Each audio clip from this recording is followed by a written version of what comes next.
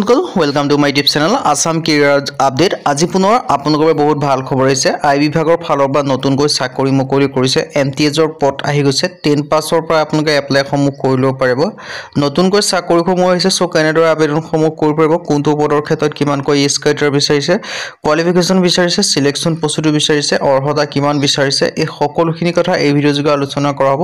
So যদি video' ভাল পায় ভিডিঅ' লাইক কৰি পেলাই লগৰ চেনেলটো সাবস্ক্ৰাইব কৰি দিব পাৰে। এনেকুৱা ভিডিঅ'সমূহ প্ৰতিদিনে পাই থাকিব।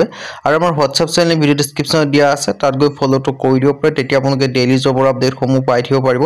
ইয়াত দেখি হৈছে আই বিভাগৰ ফালৰ পৰা ইন্টেলিজেন্স ব্যুৰো বিভাগৰ ফালৰ পৰা নতুনকৈ ভেকেন্সি মুকলি কৰিছে। এমটিএছৰ পদ আহিছে। 10 পাছৰ পৰা আপোনালোকে এপ্লাই সমূহ কৰি লব পাৰিব। নতুনকৈ চাকৰি আহি গৈছে। ইয়াত দেখি হৈছে ইন্টেলিজেন্স ব্যুৰো ৰিক্ৰুটমেন্ট 2025 ৰ কাৰণে 362টা মাল্টিটাস্কিং ষ্টাফ এমটিএছৰ লেভেলৰ ভেকেন্সি আপোনালোকে মুকলি কৰিছে। আৰু আপোনালোকে নিশ্চয় জানে এমটিএছ লেভেলৰ যিখিনি মাল্টিটাস্কিং ষ্টাফৰ ভেকেন্সি থাকে সেইবিলাকত মিনিমাম অৰ্হতা 10 পাছ কৰিলে হ'ল। সো যদি আপোনালোকে 10 পাছ কৰিছে তেতিয়া আবেদনসমূহ কৰি লব পাৰিব এই ভেকেন্সিখিনি ক্ষেত্ৰত। সো যদি ইন্টাৰেষ্টেড হয়, ইলিজিবল হয়, আপোনালোকে আবেদনসমূহ কৰি লব পাৰিব 10 পাছ কৰিলে হ'ল এই ভেকেন্সিখিনি ক্ষেত্ৰত। সো এটা ভাল সুখবৰ, এটা ভাল সুযোগ আপোনালোকৰ মুকলি কৰি দিলে। সো এই ভেকেন্সিখিনি ক্ষেত্ৰত যদি আপোনালোকে আবেদনসমূহ কৰিম বুলি ভাবি আছে তেন্তে ভেকেন্সিখিনি ক্ষেত্ৰত আপোনালোকে আবেদনসমূহ কৰি লব পাৰিব। ইন্টেলিজেন্স ব্যুৰোৰ ফালৰ পৰা আহিছে। লাষ্ট ডেটটো দেখিব পাইছে 14/12/2025, মানে আপোনালোকে ডিসেম্বৰ মাহৰ 14 তাৰিখ পৰ্যন্ত এই ভেকেন্সিখিনি ক্ষেত্ৰত আবেদনসমূহ কৰি লব পাৰিব। আৰু এপ্লাইটো আপোনালোকে অনলাইন যোগে কৰিব পাৰিব যদি ইন্টাৰেষ্টেড হয়, ইলিজিবল হয়। আৰু মাল্টিটাস্কিং ষ্টাফ জেনেৰেল এমটিএছৰ ক্ষেত্ৰত ভেকেন্সি আছে 362টা। নাম্বাৰ অফ পোষ্ট গুৱাহাটীৰ ক্ষেত্ৰত আছে 10টা। কেটেগৰিজ ভেকেন্সিখিনি যদি ক'ব যাওঁ, ইউআৰ কেটেগৰীৰ ক্ষেত্ৰত আছে 160টা, ইডব্লিউএছৰ ক্ষেত্ৰত আছে 34টা, ওবিসি ক্ষেত্ৰত আছে 62টা ৰিজাৰ্ভেশ্যন, আৰু এছসি ক্ষেত্ৰত আছে 42টা, এছটিৰ ক্ষেত্ৰত আছে 54টাকৈ ৰিজাৰ্ভেশ্যন।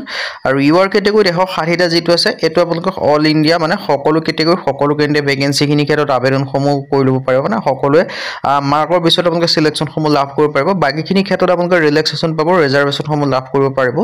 আৰু ইয়াত দেখিব পাইছে candidate must B N Indian national, মানে ভাৰতীয় নাগৰিক হ'ব লাগিব এই ভেকেন্সিখিনি ক্ষেত্ৰত আবেদনসমূহ কৰিবলৈ।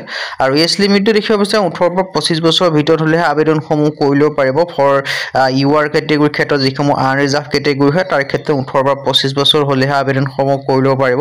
আৰু বাকীখিনি ক্ষেত্ৰত যেটো আপোনালোকৰ কেটেগৰী থাকে কেটেগৰী আছে আপোনালোকৰ ৰিলেক্সেশ্যনসমূহ লাভ কৰিব পাৰিব। যদি এছসি এছটি হয় তেতিয়া 5 বছৰকৈ ৰিলেক্সেশ্যন লাভ কৰিব, ওবিসি হ'লে 3 বছৰকৈ লাভ কৰিব, পিডব্লিউবিডি হ'লে 10 বছৰ পৰ্যন্ত এজ ৰিলেক্সেশ্যনসমূহ লাভ কৰিব পাৰিব। সো এটা ভাল সুখবৰ, এটা ভাল সুযোগ আপোনালোকে দেখিব পাৰিছে। আৰু ইয়াৰ যেটো এজ লিমিটৰ কথা মই জনালোৱে, আৰু এজ লিমিট কেনেকৈ কিমানকৈ ৰিলেক্সেশ্যনসমূহ লাভ কৰিব পাৰিব। আৰু এডুকেশ্যন কোৱালিফিকেশ্যন দেখিছে মেট্ৰিকুলেশ্যন আপোনালোকে দেখিছে 10 পাছ কৰিলেই হ'ল। আৰু ডমিচাইল ৰিপ্লেচমেণ্ট আপোনালোকে লাভ কৰিব পাৰিব। সো যদি আপোনালোকে ইন্টাৰেষ্টেড হয়, ইলিজিবল হয়, আৰু যদি আপোনালোকে আবেদনসমূহ কৰিম বুলি ভাবি আছে আবেদনসমূহ কৰি ল'ব পাৰিব। আৰু ভেলিড ডমিচাইল আপোনালোকৰ থাকিব লাগিব বুলি কৈছে।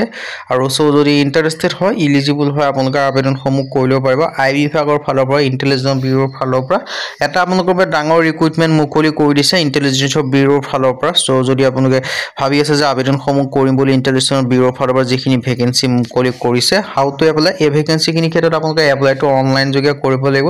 আৰু অনলাইন যোগে কৰিবলৈ লিংক ডেসক্ৰিপচনত দিয়া আছে, সেই লিংকৰ থ্ৰুদি গৈ আপোনালোকে আবেদনসমূহ কৰি ল'ব পাৰিব। এডভাৰটাইজমেন্ট আৰু এপ্লাই লিংক ভিডিঅ' ডেসক্ৰিপচনত দিয়া আছে, সেই লিংকৰ থ্ৰুদি গৈ আবেদনসমূহ কৰি ল'ব পাৰিব।